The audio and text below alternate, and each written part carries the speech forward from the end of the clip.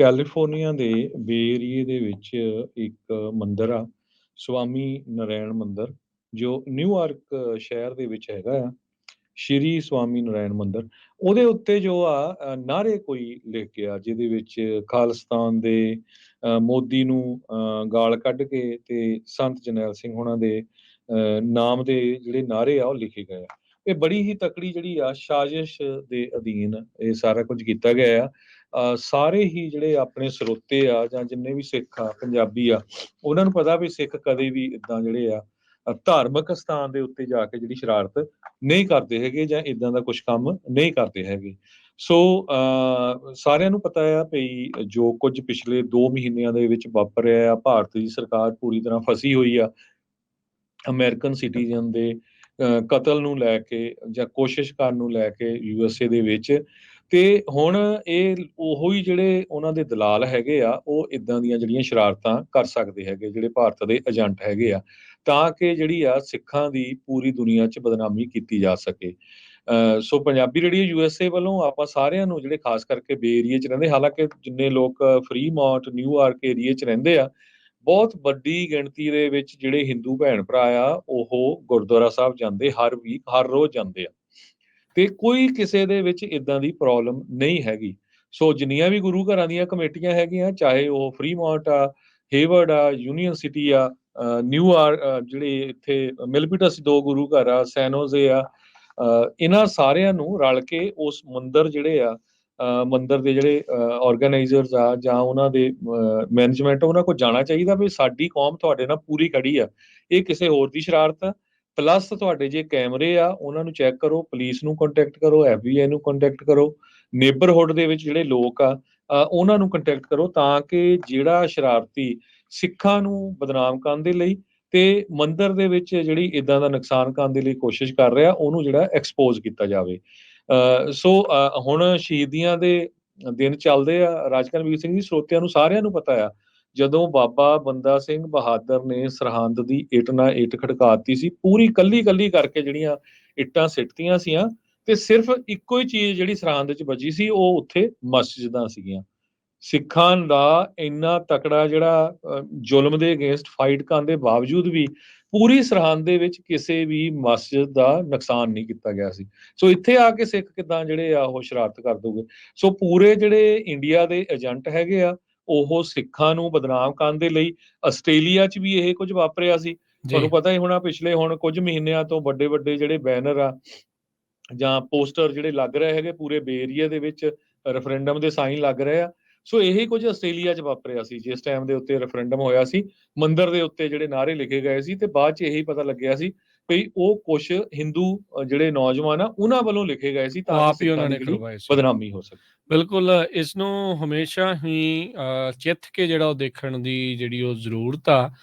ਜਿਸ ਹਿਸਾਬ ਦੇ ਨਾਲ ਉੱਥੇ ਲਿਖੇ ਗਏ ਸੀ, ਲੱਗ ਵੀ ਉਹੀ ਪਲੇ ਬੁੱਕ 'ਚ ਹੋ ਰਿਹਾ ਆ ਵੀ ਉਸੇ ਤਰੀਕੇ ਦੇ ਨਾਲ ਰੁੱਖਾਂ ਦੇ ਓਲੇ ਜੇ ਹੋ ਕੇ ਜਿਹੜਾ ਮੇਨ ਬੋਰਡ ਆ ਉਹਦੇ ਤੇ ਮੋਦੀ ਨੂੰ ਗਾਲ ਕੱਢ ਕੇ ਤੇ ਫਿਰ ਨਾਲ ਉੱਥੇ ਜਿੰਦਾਬਾਦ ਜਿਹੜਾ ਉਹ ਲਿਖਿਆ, ਉਹ ਮੈਨੂੰ ਲੱਗਦਾ ਲਿਖਣ ਵਾਲੇ ਨੇ ਪਹਿਲੋਂ ਆਪਣੇ ਦਾ ਉਹਨੇ ਜਿੰਦਾਬਾਦ ਲਿਖਤਾ, ਫਿਰ ਬਾਅਦ ਦੇ ਵਿੱਚ ਜਿਹੜੀ ਗਾਲ ਵਾਲੀ ਚੀਜ਼ ਆ ਉੱਥੇ ਉਹ ਲਿਖ ਬੈਠਾ ਸ਼ਹੀਦ ਦੇ ਨਾਲ ਬ੍ਰੈਕਟ 'ਚ ਮਾਰਟਰ ਜਿਹੜਾ ਉਹ ਲਿਖਣਾ। ਇਹ ਸੇਮ ਪਲੇ ਬੁੱਕ ਲੱਗ ਰਹੀ ਆ ਜੋ ਆਪਾਂ ਆਸਟ੍ਰੇਲੀਆ ਦੇ ਵਿੱਚ ਜਾਂ ਹੋਰ ਥਾਵਾਂ ਦੇ ਉੱਤੇ ਦੇਖੀ ਆ, ਜਿੱਥੇ ਆਪ ਹੀ ਲਿਖ ਕੇ ਸਿੱਖਾਂ ਨੂੰ ਬਦਨਾਮ ਕਰਨਾ ਤੇ ਆਪਸ ਦੇ ਵਿੱਚ ਜਿਹੜੀ ਉਹ ਫੁੱਟ ਪਾਉਣਾ, ਤੇ ਕਹਿ ਲਓ ਵੀ ਜਿੱਦਾਂ ਇਹ ਰੈਫਰੈਂਡਮ ਹੋ ਰਿਹਾ ਉਸ ਨੂੰ ਲੀਹੋਂ ਲਾਉਣ ਦੀ ਜਿਹੜੀ ਕੋਸ਼ਿਸ਼ ਆ ਉਸ ਵਿੱਚ ਚੱਲ ਰਹੀ ਹੁੰਦੀ ਆ।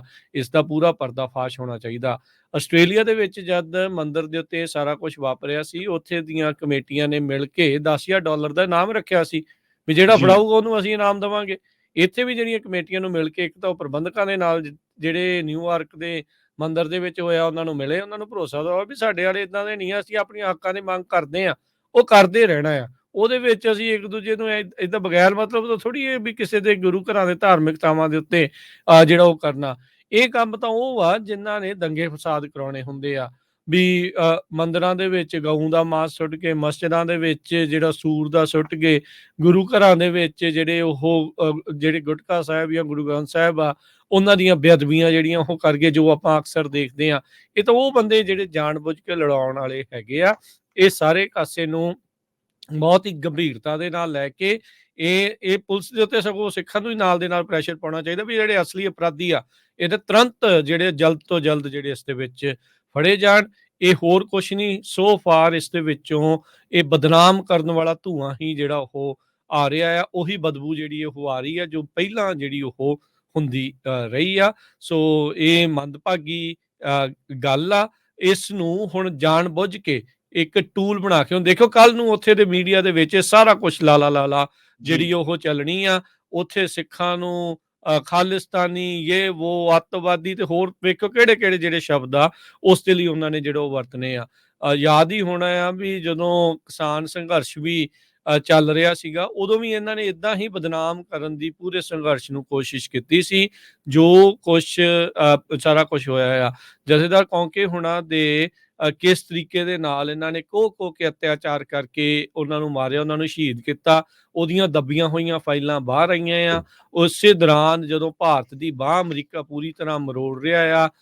ਆਪਾਂ ਕੱਲ ਵੀ ਥੋੜੇ ਦਿਨ ਪਹਿਲਾਂ ਗੱਲ ਕੀਤੀ ਸੀ ਅਵਤਾਰ ਸਿੰਘ ਹੁਣਾਂ ਦੇ ਨਾਲ ਵੀ ਇਹਨਾਂ ਨੇ ਕਈ ਤਰੀਕੇ ਦੇ ਜਿਹੜੇ ਕਦਮ ਜਾਂ ਉਹ ਆਈਡੀਆਜ਼ ਜਿਹੜੇ ਉਹ ਲਿਆਉਣੇ ਆ ਜਿਹਦੇ ਵਿੱਚ ਸਿੱਖਾਂ ਨੂੰ ਬਦਨਾਮ ਕਰਨਾ, ਆਪਣੇ ਜ਼ਬਰ ਨੂੰ ਆਪਣੇ ਜ਼ੁਲਮ ਨੂੰ ਉਹਨਾਂ ਨੇ ਠੀਕ ਠਹਿਰਾਉਣ ਦੇ ਲਈ ਉਸ ਭਾਰਤੀ ਸਟੇਟ ਨੇ ਕਈ ਜਿਹੜੇ ਕਦਮ ਆ ਕੋਝੀਆਂ ਚਾਲਾਂ ਜਿਹੜੀਆਂ ਉਹ ਚੱਲਣੀਆਂ ਆ। ਇਹ ਇਸ ਟਾਈਮ ਇਹੀ ਚੀਜ਼ ਜਿਹੜੀ ਉਹ ਲੱਗ ਰਹੀ ਆ ਵੀ ਨਿਊਯਾਰਕ ਦੇ ਮੰਦਿਰ ਦੇ ਉੱਤੇ ਜਿਹੜੀ ਗ੍ਰੈਫਿਟੀ ਹੋਈ ਆ ਇਹਦੇ ਵਿੱਚ ਸੇਮ ਉਹੀ ਚੀਜ਼ਾਂ ਜਿਹੜੀਆਂ ਉਹ ਨਜ਼ਰ ਆ ਰਹੀਆਂ ਆ ਜੋ ਆਸਟ੍ਰੇਲੀਆ ਦੇ ਵਿੱਚ ਇਹਨਾਂ ਨੇ ਖੁਦ ਆਪ ਕਰਕੇ ਤੇ ਸਿੱਖਾਂ ਨੂੰ ਬਦਨਾਮ ਕਰਨ ਦੇ ਲਈ ਕੀਤੀਆਂ ਸੀ। ਉੱਥੋਂ ਦੀ ਬਾਅਦ 'ਚ ਪੁਲਿਸ ਨੇ ਇਵੈਂਚੁਅਲੀ ਕਈ ਮਹੀਨਿਆਂ ਬਾਅਦ ਸੇਮ ਰਿਪੋਰਟ ਜਿਹੜੀ ਉਹ ਕੀਤੀ ਸੀ। ਸੋ ਹੁਣ ਇਹ ਹੋਰ ਕੁਛ ਨਹੀਂ, we have to stay on top of ਦਿਸ।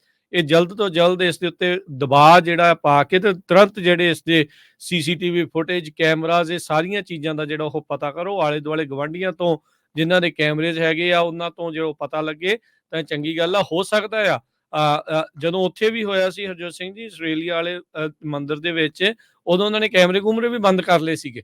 ਸੋ ਹੋ ਸਕਦਾ ਵੀ ਇਸ ਦੌਰਾਨ ਇਹ ਵੀ ਬਾਅਦ ਦੇ ਵਿੱਚ ਆ ਜਾਵੇ ਵੀ ਇਹਨਾਂ ਨੇ ਨਹੀਂ ਕੀਤਾ। ਹਾਲ ਦੀ ਘੜੀ ਇਹ ਕੁਛ ਨਹੀਂ ਆ ਪਰ ਇਹ ਤਸਵੀਰਾਂ ਜਿਹੜੀਆਂ ਇਸ ਟਾਈਮ ਪੂਰੀ ਤਰ੍ਹਾਂ ਇਹ ਸਾਹਮਣੇ ਜਿਹੜੀਆਂ ਉਹ ਆਈਆਂ ਆ। ਗ੍ਰੈਫਿਟੀ ਜਿਹੜੀ ਉਹ ਮੰਦਿਰ ਦੇ ਉੱਤੇ ਹੋਈ ਆ ਜਿਹਦੇ ਵਿੱਚ ਲੱਗ ਇਹੀ ਰਿਹਾ ਆ ਵੀ ਸਿੱਖਾਂ ਨੂੰ ਇੱਕ ਬਦਨਾਮ ਕਰਨ ਦੀ ਇੱਕ ਕੋਝੀ ਸਾਜ਼ਿਸ਼ ਕੋਝੀ ਚਾਲ ਜਿਹੜੀ ਇਸ ਦੇ ਵਿੱਚ ਚੱਲੀ ਗਈ ਆ। ਸਿੱਖਾਂ ਨੂੰ ਬਹੁਤ ਹੀ ਜ਼ਿਆਦਾ ਸਤਰਕ ਰਹਿਣ ਦੀ ਜ਼ਰੂਰਤ ਆ ਤੇ ਜਿੱਦਾਂ ਹਰਜੋਤ ਸਿੰਘ ਜੀ ਨੇ ਵੀ ਜਿਹੜਾ ਉਹ ਦੱਸਿਆ ਵੀ ਇਨਫੈਕਟ ਉਹਨਾਂ ਦੇ ਪ੍ਰਬੰਧਕਾਂ ਦੇ ਨਾਲ ਮਿਲ ਕੇ ਤੇ ਜਿਹੜੇ ਜਸਟਿਸ ਦੀ ਜਿਹੜੇ ਇਸ ਦੇ ਵਿੱਚ ਅਪਰਾਧੀ ਆ ਜਾਣਬੁੱਝ ਕੇ ਜਿਨ੍ਹਾਂ ਨੇ ਲੱਗ ਰਿਹਾ ਜਿੱਦਾਂ ਸ਼ਰਾਰਤਾਂ ਕੀਤੀਆਂ ਆ ਉਹਨਾਂ ਦੇ ਉਲਟ ਜਿਹੜਾ ਉਹ ਸਾਰਿਆਂ ਨੂੰ ਉਹ ਹੋਣਾ ਚਾਹੀਦਾ ਵੀ ਉਹ ਪਤਾ ਲੱਗੇ ਵੀ ਇਹ ਕਿਹੜੇ ਲੋਕ ਆ ਤੇ ਉਹਨਾਂ ਨੂੰ ਜਲਦ ਤੋਂ ਜਲਦ ਜਿਹੜਾ ਉਹ ਫੜਿਆ ਜਾ ਸਕੇ ਤੇ ਇਹ ਇੱਕ ਬਦਨਾਮ ਕਰਨ ਦੀ ਕੋਝੀ ਚਾਲ ਨੂੰ ਜਿਹੜਾ ਉਹਦਾ ਪਰਦਾਫਾਸ਼ ਹੋ ਸਕੇ।